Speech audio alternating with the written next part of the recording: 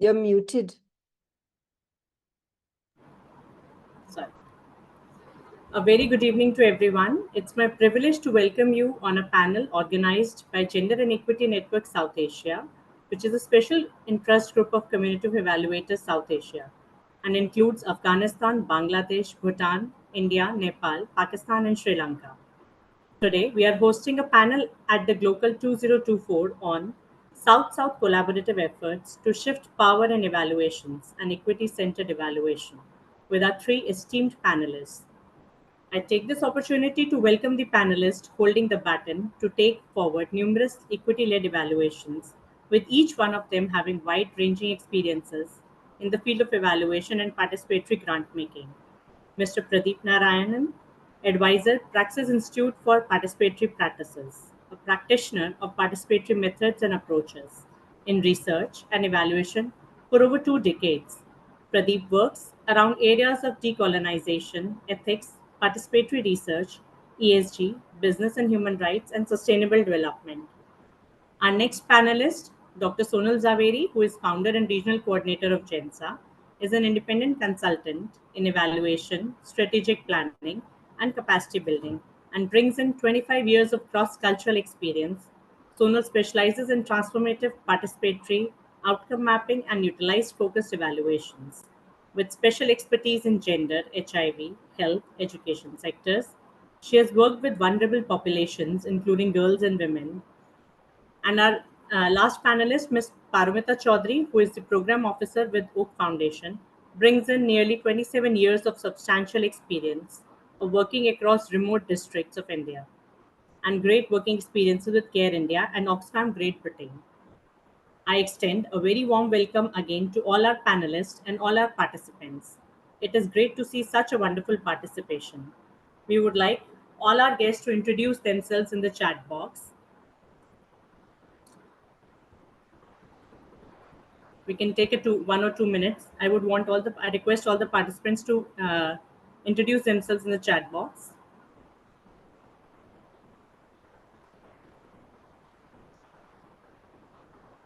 Now we are ready to delve deeper into understanding the evaluation ecosystem and forge connections between theory and practice. I would now like to welcome Dr. Sonal Zaveri to bring forth her insights on picturing the current evaluation ecosystem and identifying some of the needed gaps. Over to you, Sonal. Thanks a lot, Shweta, but for some reason it's going into advanced sharing options, and I'm not sure why I'm not able to share right now, although we did try it before. Do you want me to? Let me just see if I can help you with this. Okay. Do you have my PowerPoint? Yes, I have it. Just give me a second.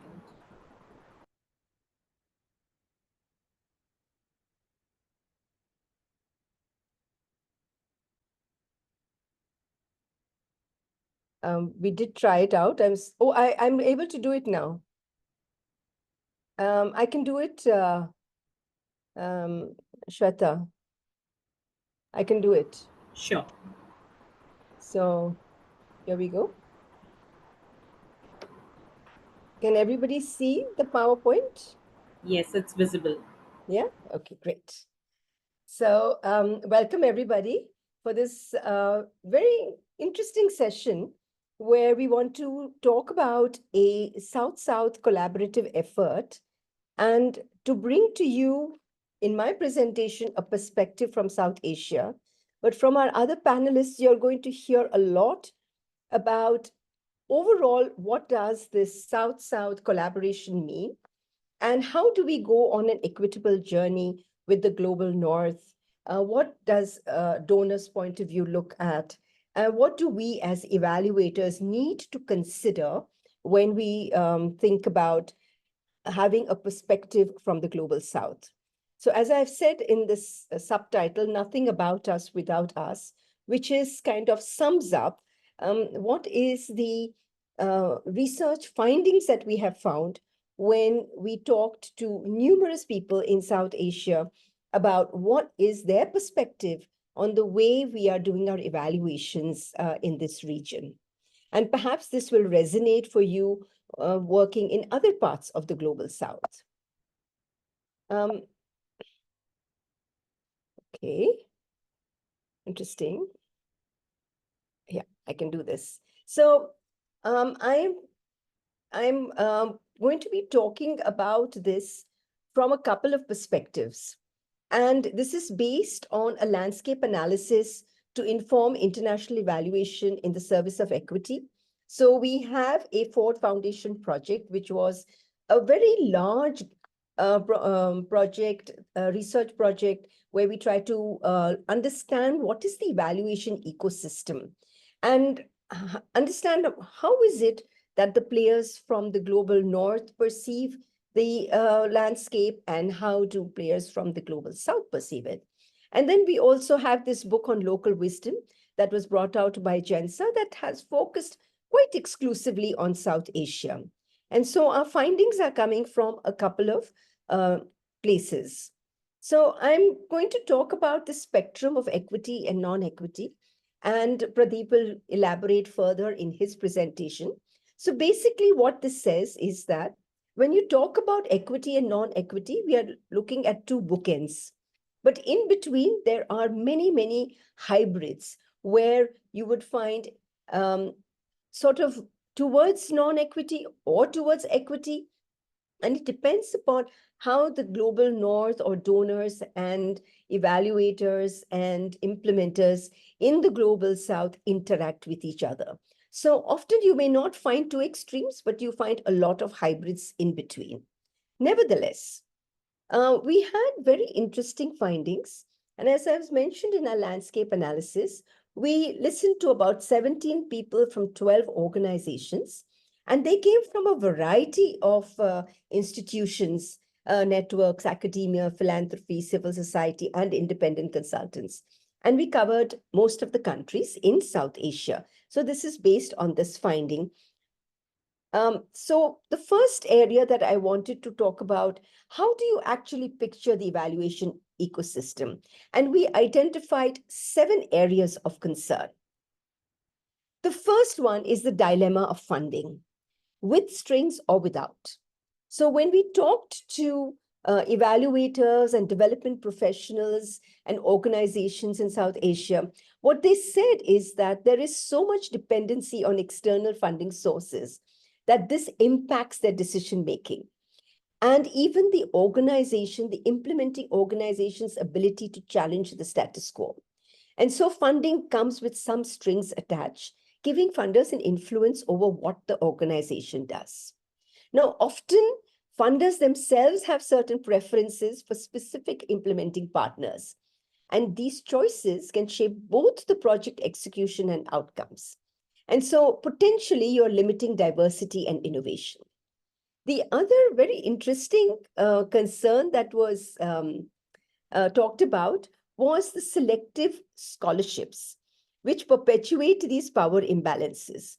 So, for example, if you are the chosen one by a certain funder, you get certain privileges in terms of scholarships and being ability to present in different forums and so on and so forth. So you really lose your independent voice.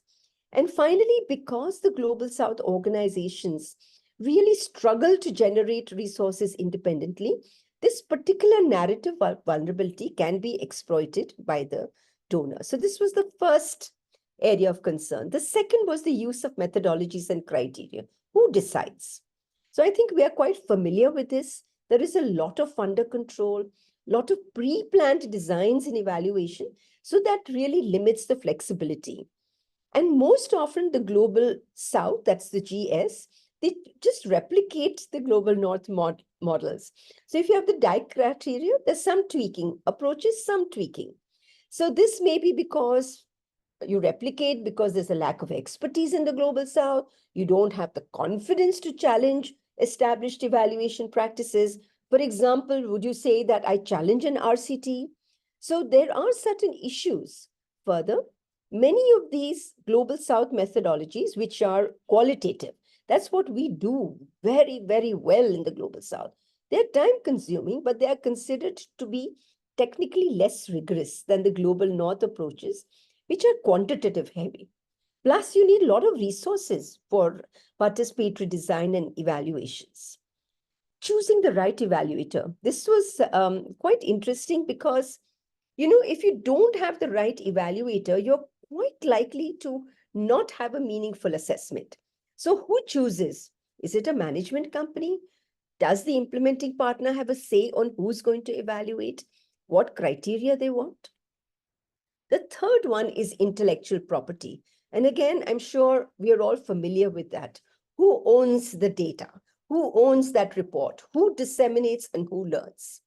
So often what happens is that prestigious global north universities, institutions, even sometimes evaluators, their names are attached to certain approaches and models. So as a result, it's often unquestioned. But these models don't always align with our unique context. And we saw that during the COVID pandemic.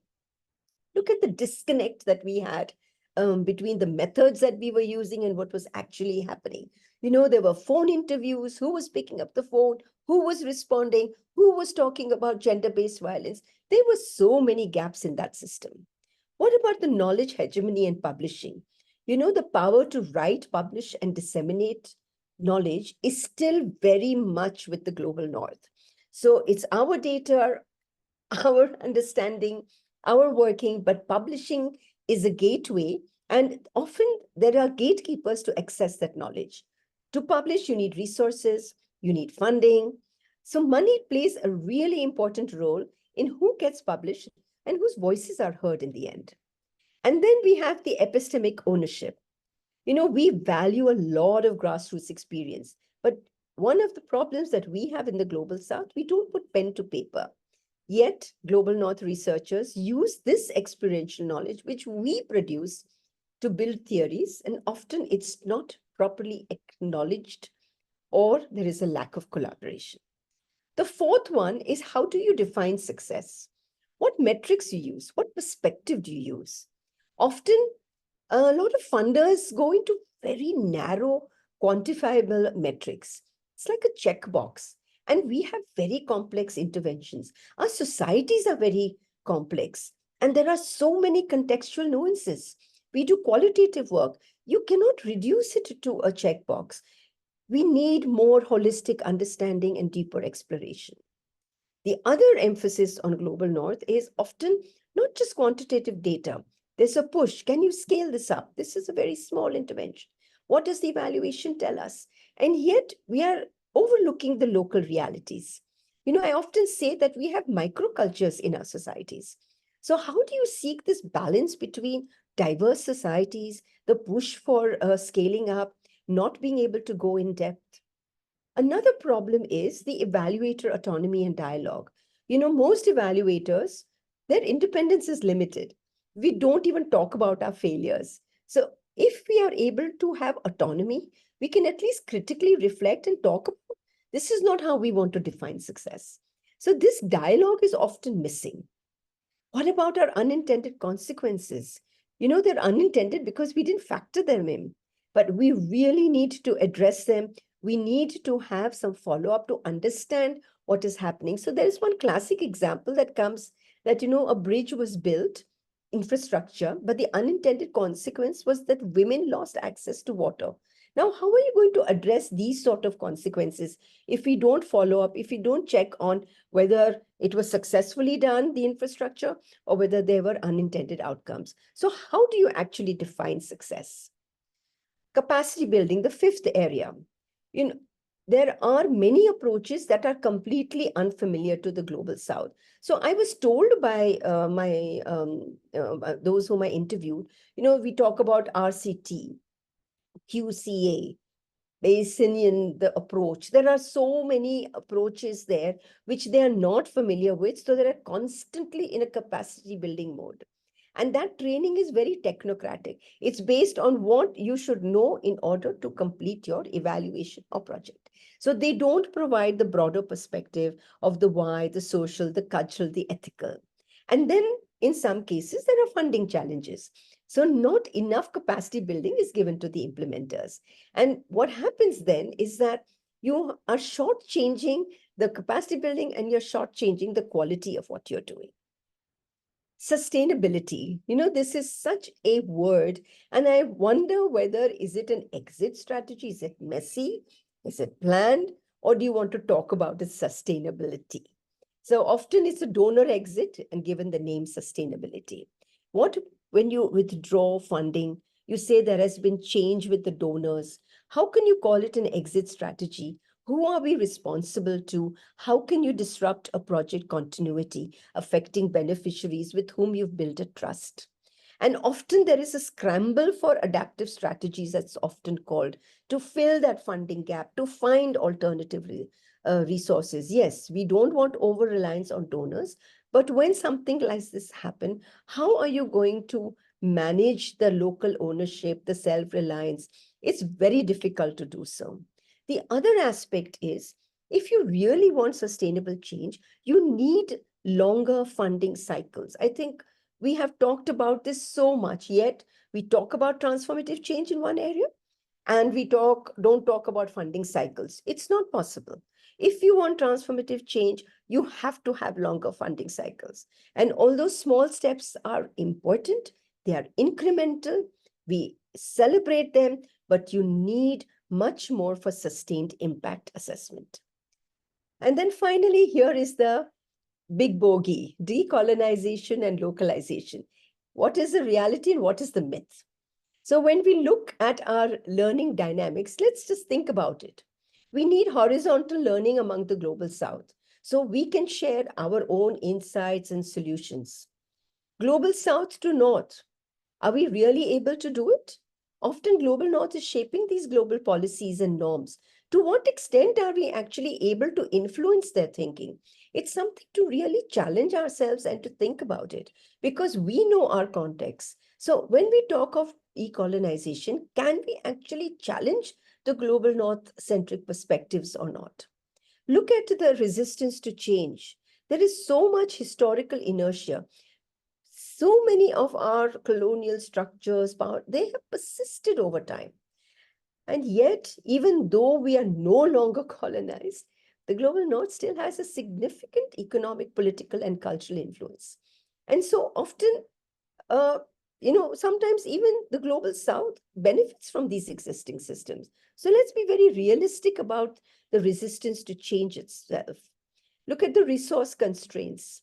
If you want true decolonization, you need resources for research, policy reform, community engagement.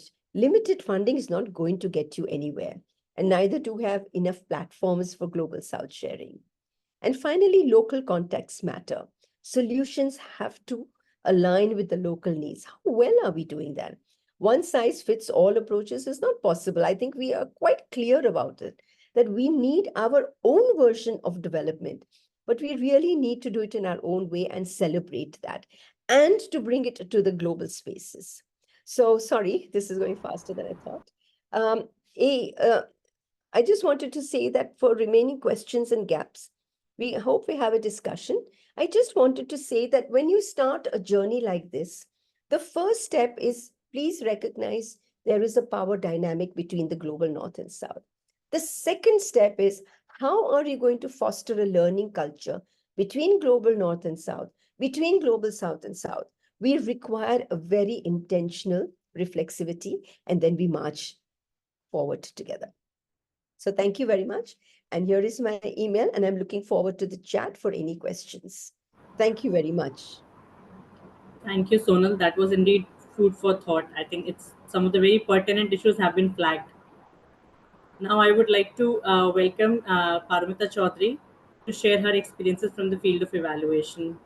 Paramita, I'll be sharing your slides. Just give Yeah. me a minute. So maybe, Shweta, I'll tell you when it is time to go to the next slide, Sure, right? sure. Thank you. Okay.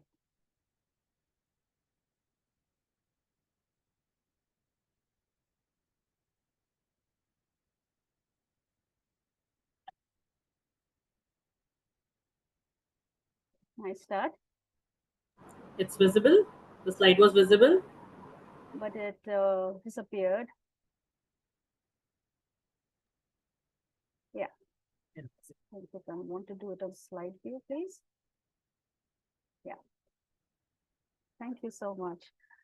Thank you, Shweta. Thanks all of you for attending this. And I really feel privileged to be here, sharing Oak's experience in situating monitoring, evaluation, and learning as part of a broader participatory grant-making approach. So for a moment, we'll have to zoom out from just purely evaluation to something that is a little at a higher level. And for an organization like Oak, which upholds human rights and equity, but based in the global north, I mean, this approach, the participatory grant-making approach, really provides that bedrock as it rests on putting the primary and the secondary constituencies in the center with the external agencies, the whole range of external events, whether it's donors, whether it's practitioners, whether it's the evaluators, collaborators, playing the non-judgmental and supportive facilitator role. And for us, we feel that the equity-centered evaluation, which is the topic of discussion today, is really underpinned in an approach whereby the external actors are willing to let go of the power and let the wisdom of the local communities and the practitioners prevail. So just continuing from where Sonal left. The question is that how soon are the primary and the secondary stakeholders involved in every stage in the program cycle? It cannot be like an afterthought, right? The equity-centered evaluation cannot be an afterthought. So examples would be how far are we involving them in assessing their own situation? Do we stop at that? Or do we go to the next step, which is about arriving at priorities, articulating the outcomes, and providing that space whereby they sort of reflect and think about. So I think, again, I want to iterate that equity-centered evaluation as a matter of fact, cannot be an afterthought. It has to be a centerpiece on how we do all the things in the program cycle. The question is that, are we ready enough? I mean, for a donor, the question to ask is, what is the benefit for the donor? What is the value for the implementing agency? And what does it mean for the evaluating organizations who are evaluating the changes? And we know that there is this new genre of evaluating organizations who bring this very top-down sort of methods. So are they willing to learn the new techniques and the methods that best mirrors the shifts in power and the readiness to let go of this privilege? So patience, I guess, is the key to learn and as per the local context. Next, please. So there are some guiding principles on which Oak's modeling evaluation is based. So the first is, of course, collaboration, because as Sonal pointed out, learning is deeper and richer when done in collaboration with communities, partners, and collaborators.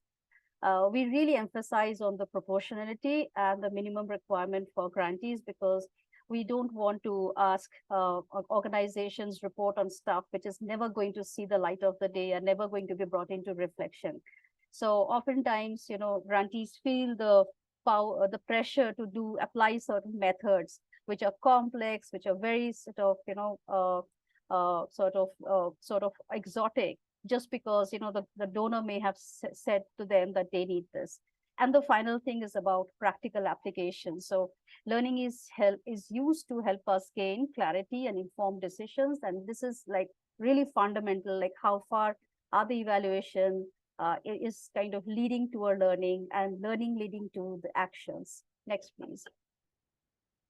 So what we really look at is the theory of change for us is really fundamental, but our theory of change, how we look at, is not like something which is set on stone, but the purpose is to really understand what is that the initiatives that we are undertaking and how well are they being implemented. So the first step, which you see at the bottom of the slide, is what is the results of our efforts. And when I say our efforts, it's a combined effort of the organizations and with the support of Oak. And Oak is just a small sort of, a kind of a player and playing its only funding role, which is very limited, but the real role is played by the partners. The second is what are the initiatives and whether those initiatives are resulting into any changes. So there is a lot of focus on this, understanding the factors, what are the supporting factors, what are the inhibiting factors, and how well are we doing it, or where are we falling short. So the power of reflection. So oftentimes these very top-down sort of evaluative methodologies do not allow you that space to reflect and see what is the emergence out of it. And finally, the top is, where we want to understand that what is happening in the wider ecosystem. So connecting our efforts with the wider ecosystem is what the motivation is. Next, please. Yeah, so with that in mind, just a moment, Sonal, I think you need to go, sorry, Shweta, I need to go back. So thank you so much. So this is like really very, very important for us. We kind of how we actually undertake this participatory grant making is reflected largely into the participatory theory of change, which is a result of the engagement of the partners at the communities that lead us to kind of identifying shared theories of change, shared outcomes that are very hyperlocal, that are concrete, that are practical. So it is not what is guided by your own global principles and sort of thematic purposes, but then you can draw from those global principles. But what you do on the ground has to be a lot based on the localization of the context. So the participatory theory of change has really helped us do that. These are dynamic, and so that it allows any emerging context changes to be reflected. This really encourages the partner to consider shared outcomes on issues that are interdisciplinary in nature, because evaluation often tends to be very myopic or very narrow. But I mean, human rights or social change doesn't happen in such a narrow siloed manner. So evaluation also needs to, or the articulation of outcomes also has to be reflected on that. And this is really driven on what we call the panel principles. And again, it is driven by a Scottish framework, but I think it is a lot to do with the P for participation, A for accountability, N for non-discrimination, E for empowerment of the right holders, and the legality of rights.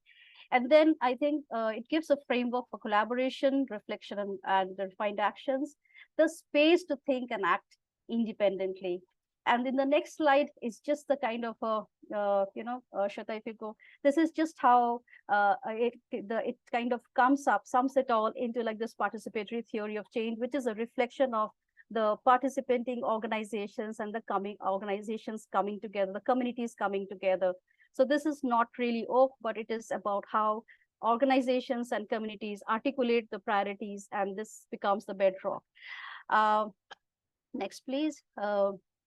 So how do we really kind of realize this? I mean, so this is about, you can just click on the first bullet, please. So once you have it, what do you really do to kind of realize it? So some of the things is that collectively assessing your MEL systems, where did you stand with respect to how you want to go in realizing a participatory theory of change. That's the first step.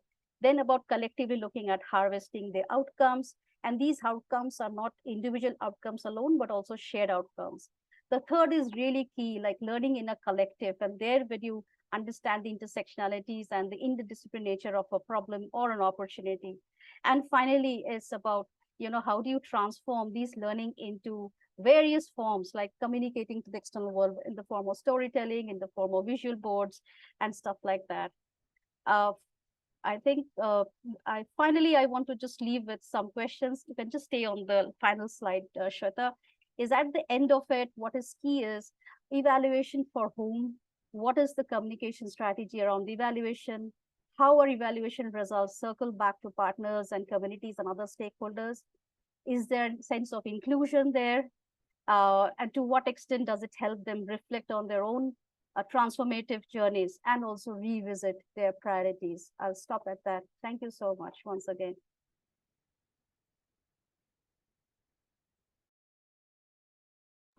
Well, thank you, Paramita. That was indeed interesting to know the donor's perspective. Okay. Taking this discussion forward, I would now like to invite Pradeep Narayan sir to share his views on the whole concept of decolonizing evaluation. Over to you, sir. Thank you so much, and thank you, Sonal and Paramita, for setting the two views, one from the evaluation landscape and another from the participatory grant making landscape as well. So I just wanted to share, adding to what they said, I would like to share my insights on various journeys of change that we could see in the evaluation ecosystem. What I'm presenting is part of the study which we did with GENSA as well as Global Change Center and other partners from the Global South, and also based on one fellowship which we did with Durham University on decolonization per se. Next slide. Firstly, we need to acknowledge the following. First, that the Global North and Global South, they are not, what we are discussing are not about geographical identity, but it is geopolitical, and it is very contagious. So it's not like locating in one particular territory only, and the hierarchies percolate even within geographical Global South. Secondly, we also need to acknowledge that the Global North has complete control on knowledge production, science, research, and evaluation. They not only fund them, but also decide principles and guidelines that inform what a good research or evaluation is, which even Sonal was pointing out. Now, there are also attempts towards decolonizing evaluation ecosystem. In this respect, I would like to present an analogy of a feeding tube. I would like you to imagine our evaluation ecosystem in such a way where the Global North research and evaluation ecosystem has inserted a feeding tube into the body of the Global South. And they feed funds, data, knowledge, methodology, and even ethics into the Global South through this tube. And this is colonization, and this is what we termed as the neo-colonization, the way the knowledge thing happens. Yeah, next slide. Now the decolonization journey is also visible in the evaluation ecosystem. And you know that now the decolonization has almost become a buzzword in the Global North. Everyone is trying to decolonize it. And what they are doing, if you see that, one, there has been a lot of efforts to ensure that the voices of the Global South gets included in the evaluation. So they try to change the content of the feeding tube. And there are more examples from the Global South in the evaluation, like changing evaluation curriculum or analysis or reports. This is one journey which we can see. The next slide. The second journey is attempted by Global North actors to change the feeding tube, right? That change the much comfortable feeding tube. For example, the evaluation team looks for evaluation methods evolved in Global South or try to value them and even mainstream them. There is a rush towards conference and workshops to make Global South researchers present these methodologies. And often these are also researchers which are presented by the Global North actors, right? Now the third journey, if we see the next one. Yeah, third is, in this case, the attempt is to get a nurse from a diverse section. However, it is still the Global North taking the role of nursing the Global South. So the attempt is to make the evaluation team diverse by including, for example, one member from the Global South, often as a token or even as a person. And there are also attempts to capacitate the Global South evaluators, but by the Global North team and using their own curriculum. So we see a lot of decolonization journey which is happening. But we also fear that the decolonization journey often stops here, right? The next slide. What is often missing is the Global South gaze, that the Global South does not look at the feeding tube. It is often concerned with the disease. So the Global South aims to find solution to disease, and it wants to have rather a feeding tube free life. In other words, it wants the cure to the disease. So a decolonization from a Global South gaze is an evaluation ecosystem where capacities and outputs of Global South evaluators are valued and provided space in the mainstream knowledge ecosystem. Here, what is also important is to understand that often a lot of problems, the next slide, the problems and programs that are curated to solve problems are reflected in certain notorious isms such as patriarchy, racism, casteism, and ableism. And these are something not unique to Global South. These problems has a co-origin even in the Global North. So in a way, a lot of problem, if we have to understand, it has its root causes, not only in Global South, they may even exist in the Global North. So in order to understand now, if we step further, in order to understand why evaluation ecosystem is not able to pierce into the colonial hierarchies, we need to understand another context. Yeah, the next one. Now the evaluation itself exists in a hierarchy. So there is a funder who is generally in the global north, who largely funds implementing organization in the global north, who further funds an implementing organization in the global south. So this is the development aid, the grant making ecosystem. Now we need evaluation. So you bring a global north evaluator who is either brought by the global north funder or by the implementing organization in the lead implementing organization in the global north, and who further will hire some global south evaluator, and then the knowledge is produced. So in this ecosystem, if we look at it, an evaluation seems to be is often in a victim mode. So the reason is, in this hierarchical system, a global north evaluator often is very frustrated and in a victim mode, because is part of the power tension that exists in the evaluation ecosystem. But what is important, the next slide, is also to understand the other part of the mainstream, which is there is a mainstream, which is powerful mainstream, which is often controlled by powerful people who are actually beneficiaries of, again, those isms like patriarchy, racism, casteism, capitalism, ableism. So it is a very powerful mainstream. And this group comes out with often policies and programs that are often consistent with their ideologies. And anything contrary to their opinion, if emerges, they are dealt with. So, for example, if it is a neoliberalism thing, and you will see suddenly the importance of cash voucher problem. So you will see more and more grant making is done into the cash voucher system. So you have so this mainstream is constantly informing the funders through which is the knowledge which has to be scaled up, which is the where to fund, what to fund on. So if we look at the evaluation from this ecosystem, they are very powerful.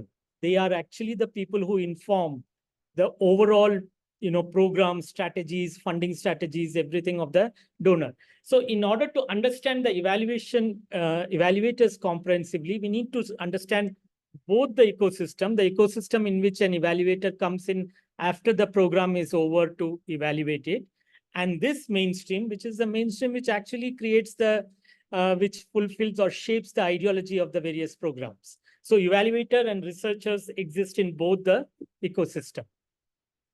Now, as part of the Ford study, next thing, we also, as part of the study, we also identified various kind of journeys which are happening in this ecosystem, and it is very interesting. We identified more than 9 such journeys where we see that a lot of effort is happening in terms of both in global south as well as in global north to actually push the evaluation ecosystem towards more equity.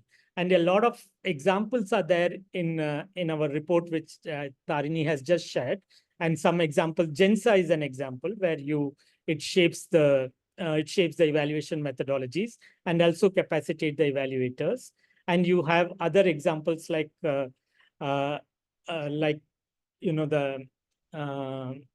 is the Made in Africa evaluation conferences, evaluation approach, evaluation shift the power manifesto for change. So, and also the crafting the South-South agenda of the evaluation. So you have a number of such journeys which are actually existing where one can piggyback on and push the evaluation ecosystem to be more equity conscious. I'll stop here. I'll share the presentation also later. Yeah. Thank you.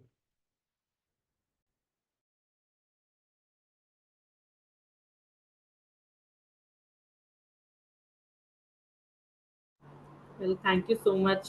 I guess this is an eye opener. I particularly like the concept of feeding tube, and it takes me in awe of who sets the agenda even in the evaluation sphere. It's interesting. Now I open the floor to the question and answers for the participants. You can put in your questions in the chat box. Let me just check if there are questions, or if you want, you can unmute and ask questions.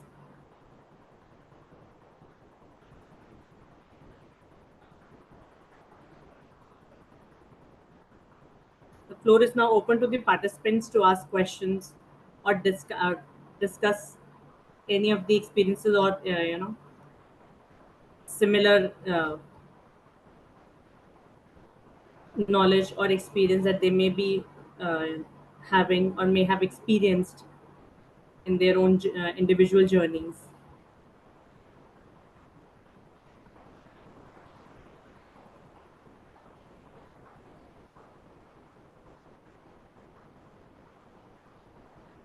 While we are waiting for people to jump in and maybe put some comments, I just wanted to say that, when we started the research project, we were having a lot of anecdotes and our own internal discussions with friends and colleagues, that we are not having the freedom to design an evaluation, to ask the right questions, to have enough resources to do it in the methodology we want.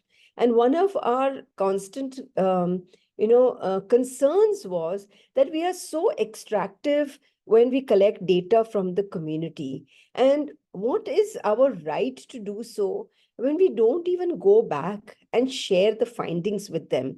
So when we talked about equity within, with our friends and colleagues, we thought there is so much that we need to talk about. And those of us who come from the global south or are interested in the field of development and of changing this whole ecosystem that has come, what can we do about it? So this research project, in which we were so lucky to be included as a partner, and and there were many partners, as Pradeep mentioned, the Ford Foundation provided us, actual hardcore evidence, because we talked to so many people and we try to understand the viewpoint from the global north and the global south. So I'm not trying to say that all of global north is bad and all of global south is good, but that really helped us to put things into perspective. And now we have some very hard evidence of what people are thinking about as development professionals, whether you are implementing or you are an evaluator. What are some of the concerns? And many of these concerns are something that you can actually fix. It's not that difficult. I mean, Paramita mentioned, right? A funder like Oak has figured out a way to do that, to be more collaborative. So I think we have excellent examples also available. But how much are we elevating it into a broader, evaluation ecosystem and talking about it globally? So, I mean, is it correct that only we from the global south should be talking and pushing for this agenda? Or do we need a much larger collective, to talk about, more voices from the global south, but also from the global north? And I know there are some of you who have joined and may be also situated in different parts of the world. We would really like to understand from you, what has been your journey? And do you think this is an area that you would like to join forces with? So I'm going to stop here. I think there's a question here. Would you like to read that out? Yeah, I'll do that. How can evaluation frameworks and methodologies be reimagined to incorporate indigenous and marginalized perspectives, knowledge systems, and ways of knowing, thereby challenging the dominant Western paradigms of evaluation?